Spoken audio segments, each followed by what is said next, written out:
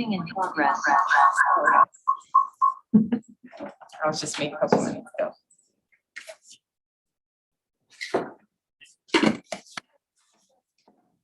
Good evening, everyone. I'm going to call this special meeting to order.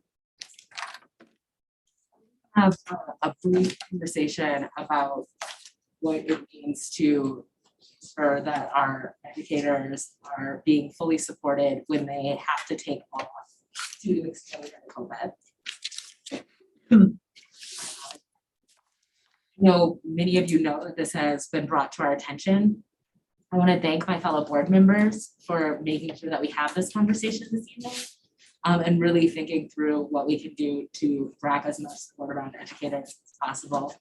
We are relying on our teachers to be at school when they're healthy, and we're trusting our teachers to stay home when they're sick, and making sure that folks are not seeing, that damage their ability to pay their bills, to support their family.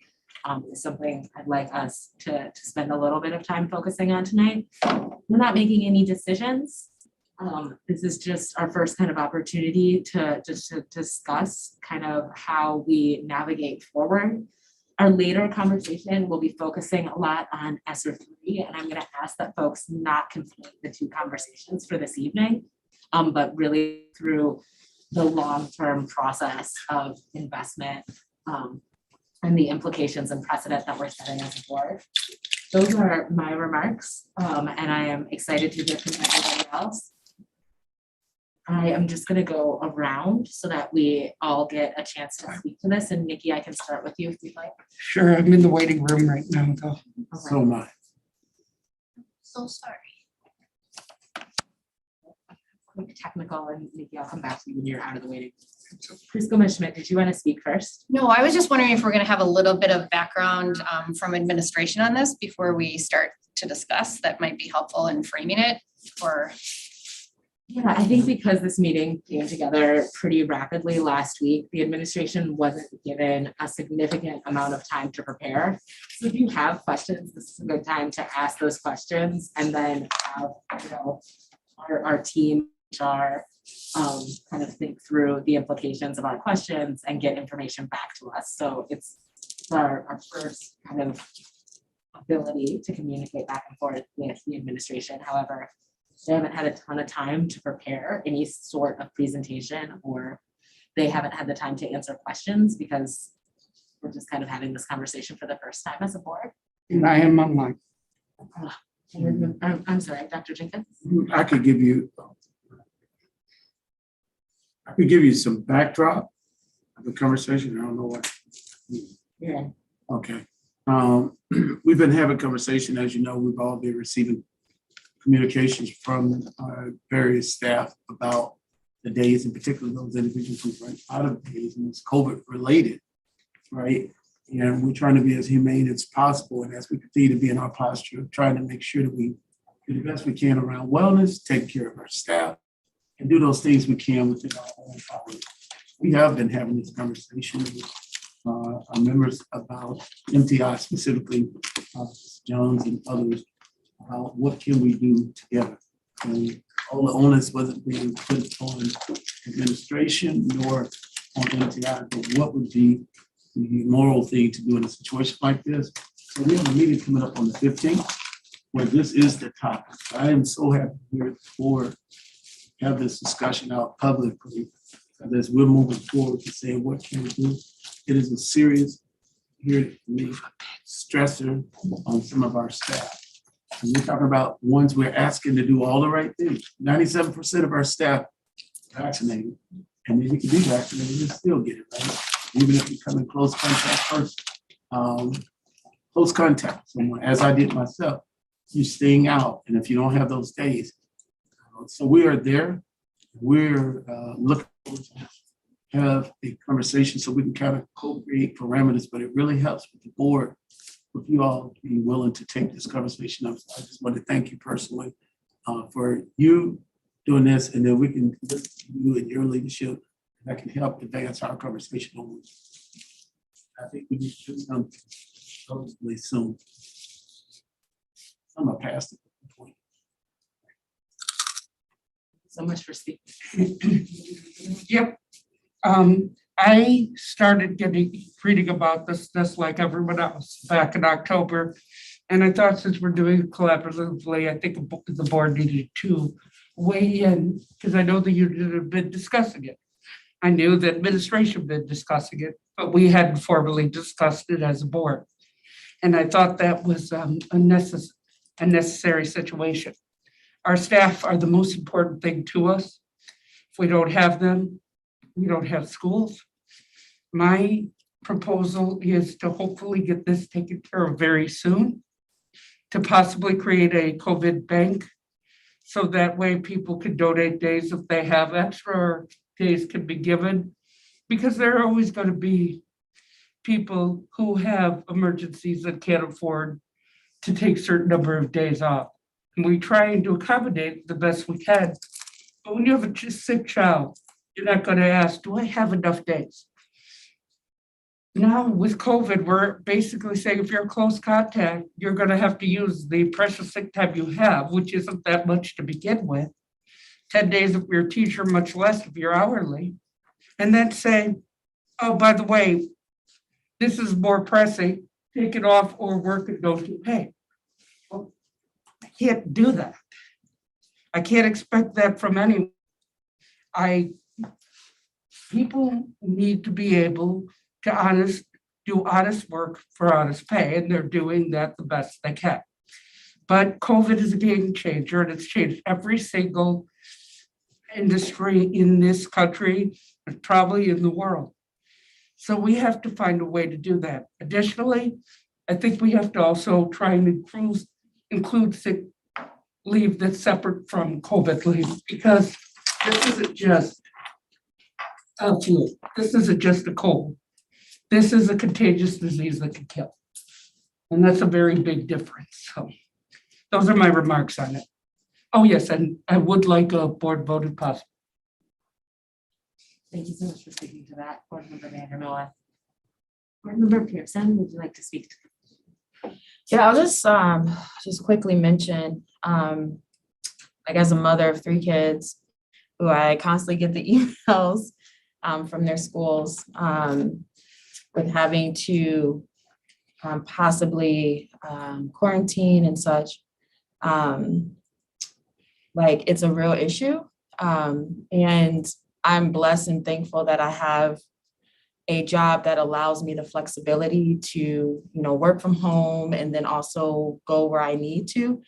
I think, that's not the case with our teachers, obviously, and with our staff. And so I'm all down for trying to figure out ways that we can help support the administration and the superintendent to then support the teachers and the staff on figuring out a way to allow them not to have to use sick leave. I mean, as a parent, before my current job, I was always using sick leave all the time to a point where I was almost not getting paid and I had to stop. So I definitely understand the feelings of having to utilize the time and for something that, might be a better way that we can do it where you're not having to do it. So I just say, like, I'm down for figuring out a solution altogether.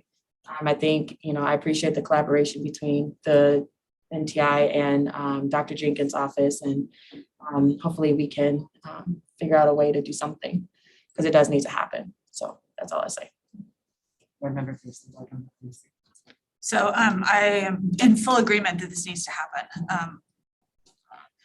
Just building off what Maya just said, we have staff in MMSD who have the flexibility to work at home, but the vast majority of staff in MMSD don't have that flexibility. And I think just in the name of being fair to everybody, we should ensure that our staff who are not able to flex their time if they have to quarantine or take care of a sick child due to COVID, that they are able to get some additional sick leave to cover that. I also think we need to do this because my understanding is that other districts in the area are doing similar things, and we need to be a competitive employer. I don't want to see staff leaving us for other districts that are going to offer them better COVID sick leave. So just in terms of keeping staff here, we need to look at some kind of a more compassionate response to our staff who are having to stay home because of COVID and use their own sick leave to do it. I would really like to see a proposal come to the board that we can discuss and hopefully vote on. I think that proposal would need to include parameters for when staff could claim additional COVID sick leave. And I would say at a minimum, that should include any staff who test positive for COVID and have to stay home, and any staff who must quarantine due to exposure in our schools. I also think it would be great to extend some family leave to people as well, if their children are exposed, particularly if they're exposed at school. And then I think it would be good to get a cost estimate. This, the advantage of this is it's one-time funding. This is not recurring. Hopefully COVID won't be here forever. And it would be nice to know what this will cost looking forward for in 2022.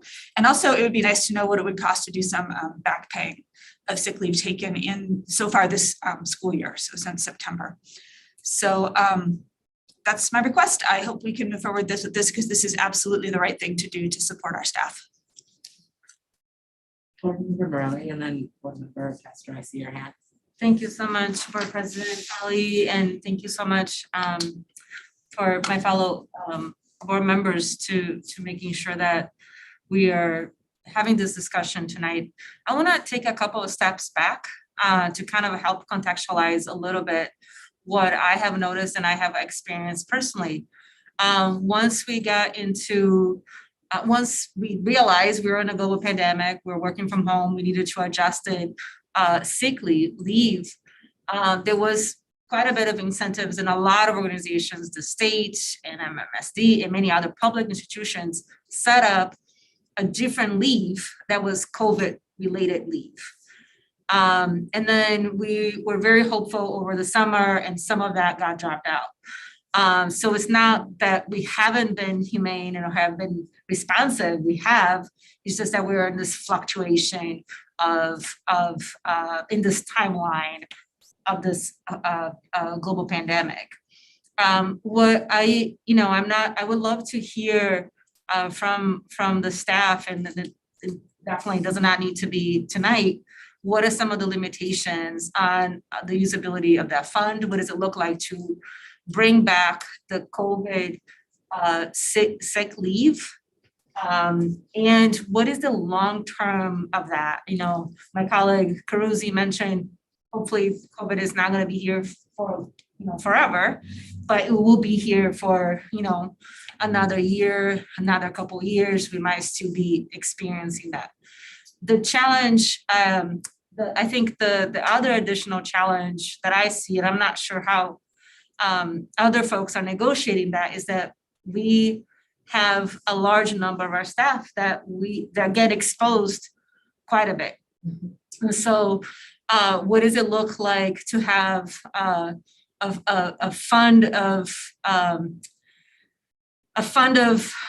support for our staff that are taking time off for either COVID because they're experiencing symptoms or because of exposure? And what does that look like? And what are the scenarios that we are looking to navigate during this? I think that feels a way that for staff that are experiencing COVID-related symptoms or have to quarantine, that they're not tapped into their own sick leave bank. So I'm not sure if it's a proposal to the board. I'm not sure but I definitely would like to know, what is our funding limitation? What is the long-term financial impact on whatever it is that we are talking about? And how the 2022 COVID leave bank is the same or different than the 2020 COVID sick leave bank. Thank you so much. Thank you, Board Member Morelli. Board Member Castro. Yeah, thank you to our district leadership and staff and union reps who have brought this issue to the fore. I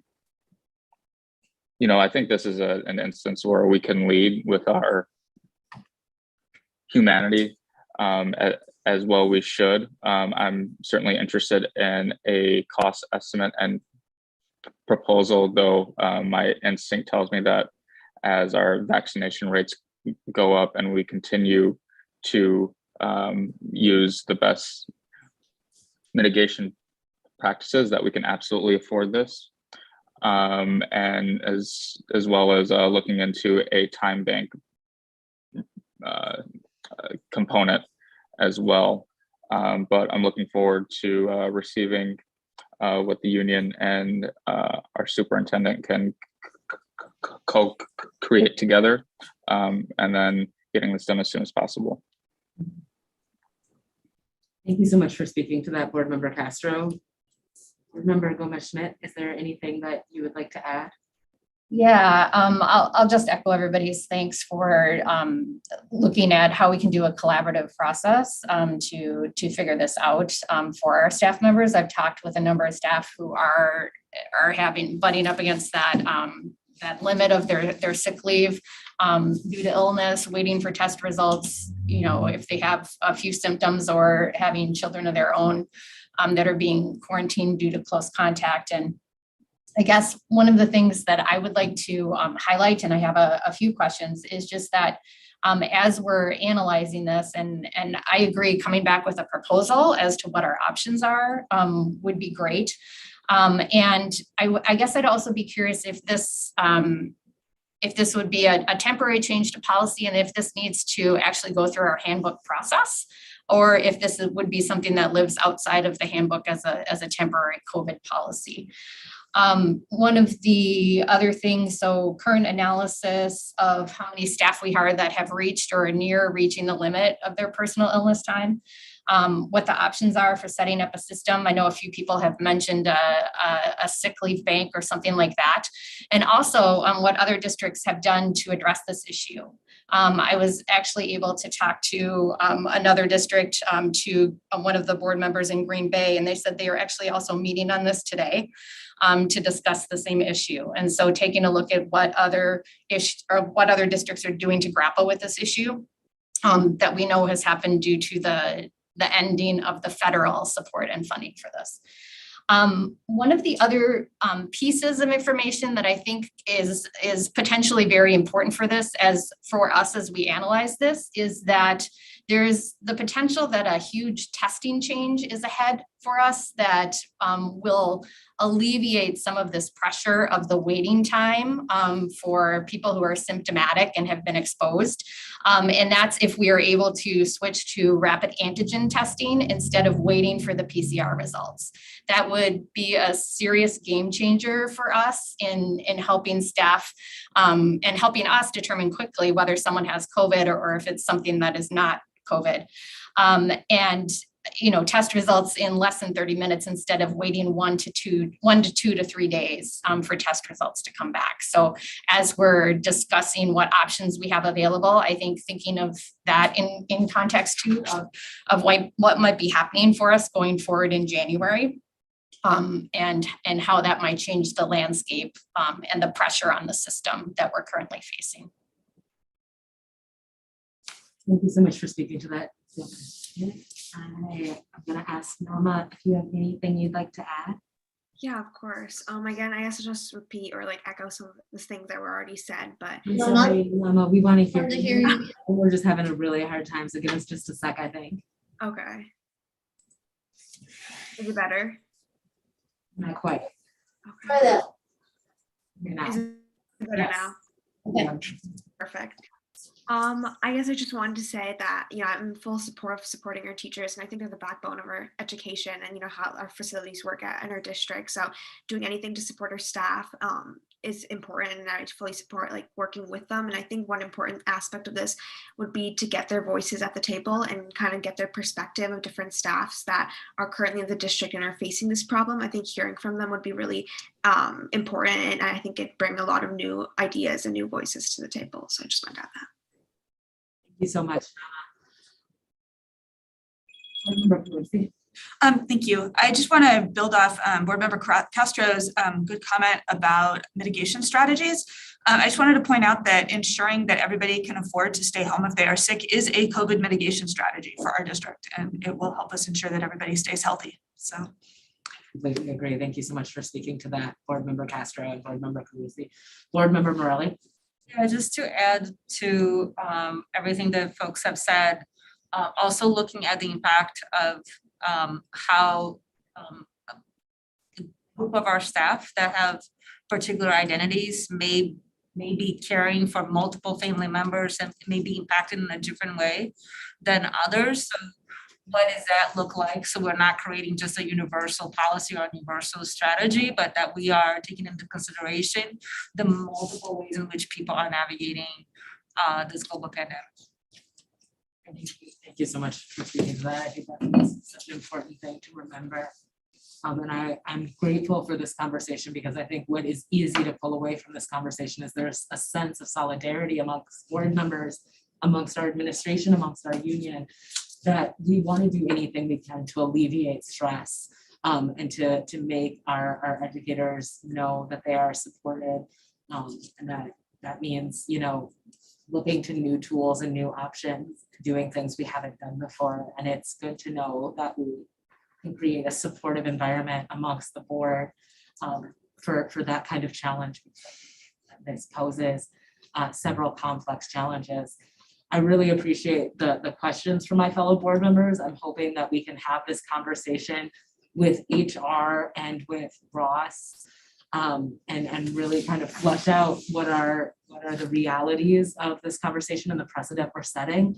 I think even though we're all hopeful that COVID-19 will eventually end, I think that we have to look at how what we do now forms the way we respond to crisis as crisis comes up. So I'm very grateful to get to work with all of you. I'm very grateful for your remarks this evening. And Board Member Vandermeulen, you're going to close us out. Yeah, I just have one thing. Is there a possibility we could get an update at the first meeting after break? Because I think this needs to be done sooner rather than later. So I can only speak about the first regular board meeting we have after break, and I believe that actually gives us a good amount of time to revisit this. Yeah. Although it'll depend on you. Yes, of course. We'll navigate that. But I think whether or not this lands in an operation work group is a conversation we've got to have with Board Member Carusi. But I will say we should be ready because we're going to have a meeting on Wednesday and we're moving at light speed at the same time in our approach because we have to look short-term and long-term patient. Something like this. I really want to say thank you to all of you. That's going to add to the richness of the discussion. I look back at the model we had for vaccinations. That didn't happen in isolation. We have 97% of our people vaccinated because it was a co-created model. And that's what we're trying to do with this. So I won't tell you that we have all the answers. We're not looking to go to the table with all the answers. We're looking to co-create it, have a model that could be sustainable beyond where we are right now. And I think the intentionality around COVID response is great too. I think we've been doing this. How do we do something that we all really show humanity for all our people? So yes, January we'll be ready for a proposal. I can go out and even say that. We should be able to come together and have something ready for you. Wonderful. Thank you so much. All right, I will entertain a motion to adjourn. So move. Melanie, your advisory vote. Aye. All those in favor? Motion carries. I'll see y'all at the next meeting.